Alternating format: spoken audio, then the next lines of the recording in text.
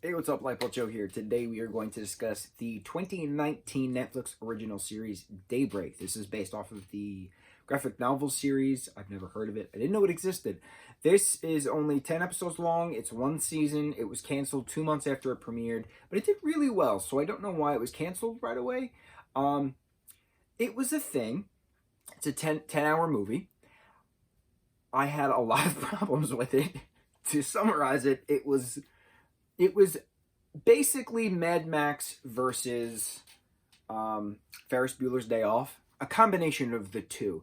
But they were trying, it was trying to be so many other things at the same time, and it just was not working. There were moments which were like super heavy and super real, and then like there's just like a stupid joke thrown in there, and it just breaks the momentum, and it was strange. Like, I'm gonna say 2/3 of the movie, 2/3 of the film, 2/3 of the TV show, there we go, was flashbacks.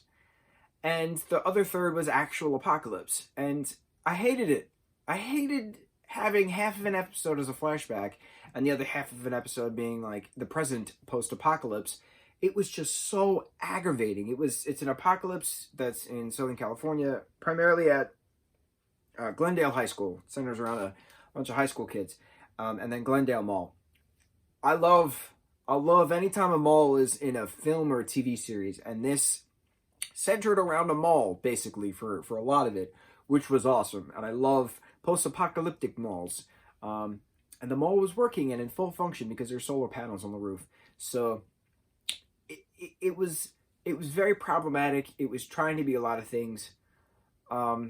The zombies weren't zombies, they were ghoulies, and if you got bit by a ghoulie, you weren't infected because it only affected the adults, and the apocalypse was from biochemical warfare with nukes, so certain adults died, or certain adults turned into humans, certain adults turned into ghoulies, or certain animals were mutating, and certain adults were mutated themselves, but then certain kids died because they didn't have the HPV vaccine, or just things. There was a lot of things going on in this show, like, and the main character Josh was horrible. Like, the actor was great, but the character was horrible, absolutely horrible, like a self-centered asshole when he's trying to be all heroic and charming and get the girl, and the girl basically shoved the middle finger right down his throat and claimed the throne at the end, which I really enjoyed.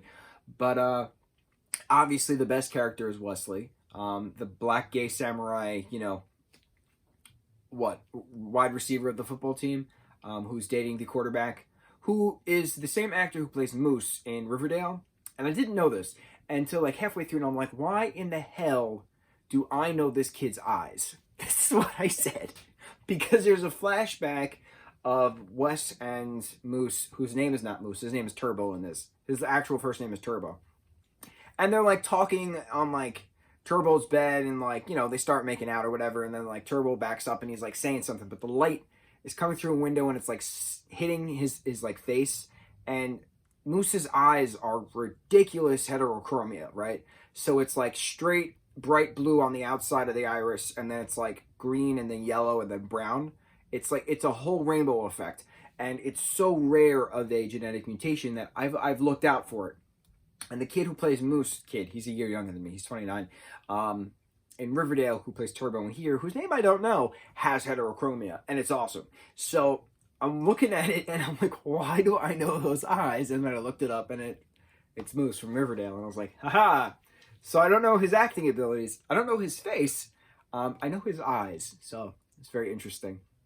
But like, yeah, like their whole like love story was cute and horrifying, and then cute at the end, so it was very interesting. Joe Manganiello plays Turbo's dad for half an episode. Matthew Broderick plays their principal, who's like mutated, kind of. He just wants to eat kids throughout it. It's a thing. It's a thing. There are some horror elements which are pretty cool. There's a musical number for some random reason. This is my point. The show had no idea what it wanted to be. It was trying to be Mad Max versus Ferris Bueller's Day Off. But again, I have no idea what the comics are. I have no idea what the graphic novel is like. So I watched it because it popped up in my things that you might like. And I remember when this came out in 2019, everyone was like, "Oh, this is your show. You're gonna love it." And here I am, a year and a half later, didn't love it. I liked it. I don't plan on watching it for many, many years, but we did it. We watched it. We talked about it. And that's it. Thus concludes our review on Daybreak. More to come. Mucho mahalo.